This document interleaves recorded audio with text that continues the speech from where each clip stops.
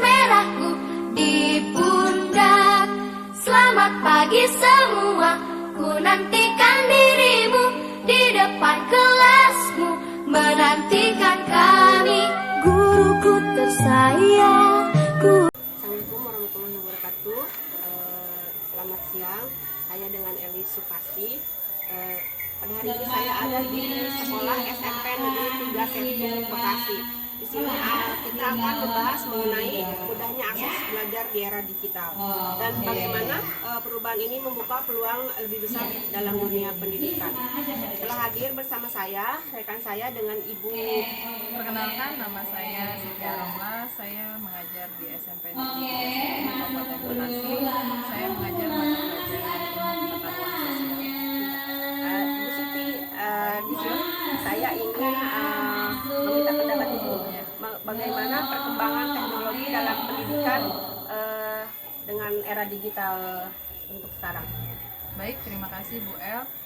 Pada era digital yang semakin maju ini, perkembangan teknologi telah memberikan dampak yang signifikan, memberikan dampak yang begitu besar terhadap berbagai aspek kehidupan, termasuk dalam dunia pendidikan. Ya. Salah satu contohnya adalah banyaknya atau mudahnya akses dalam proses kegiatan belajar.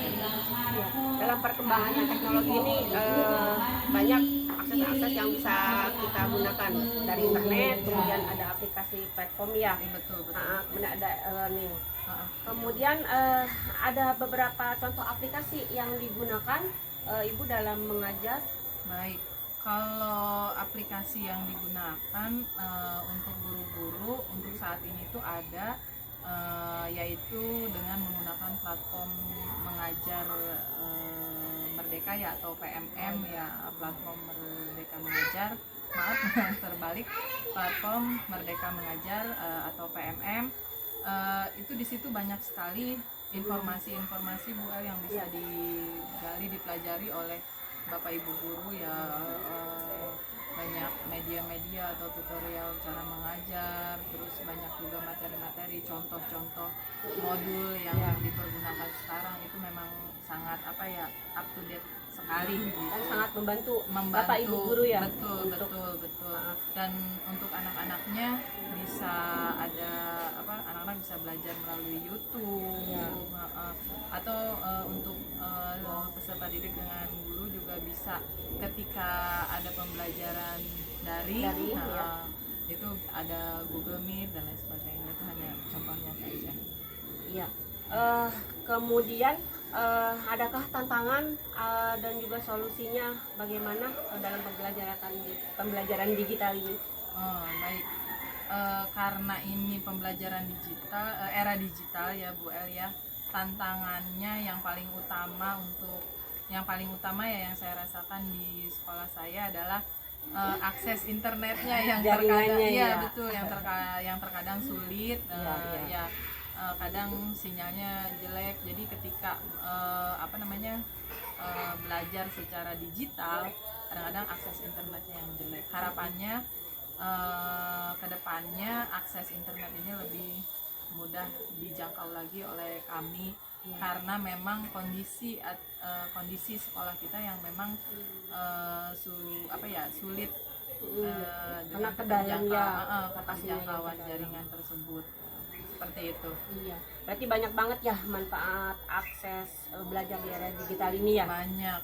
Karena selain siswa, guru juga bisa belajar dari jadi dua-duanya dari digitalisasi tersebut.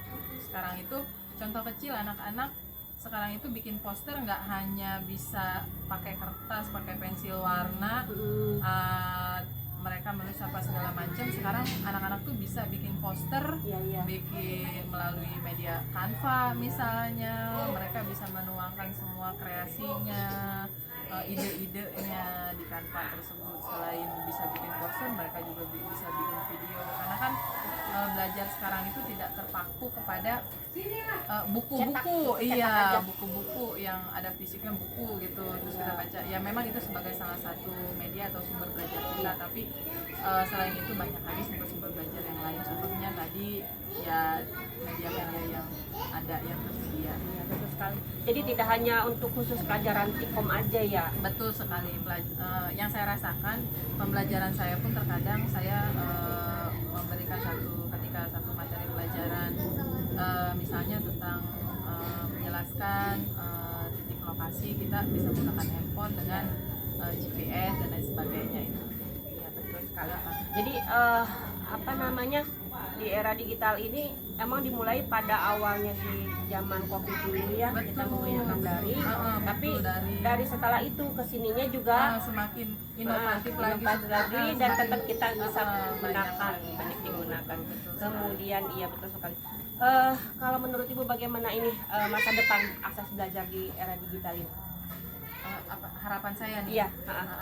Baik, harapan saya untuk era digital kedepannya ya kami saya berharap saya bisa terus mengikuti perkembangan zaman, bisa terus belajar, bisa beradaptasi dengan kemajuan teknologi yang ada, dan bisa menggunakan itu sebagai media dalam proses kegiatan belajar mengajar di kelas.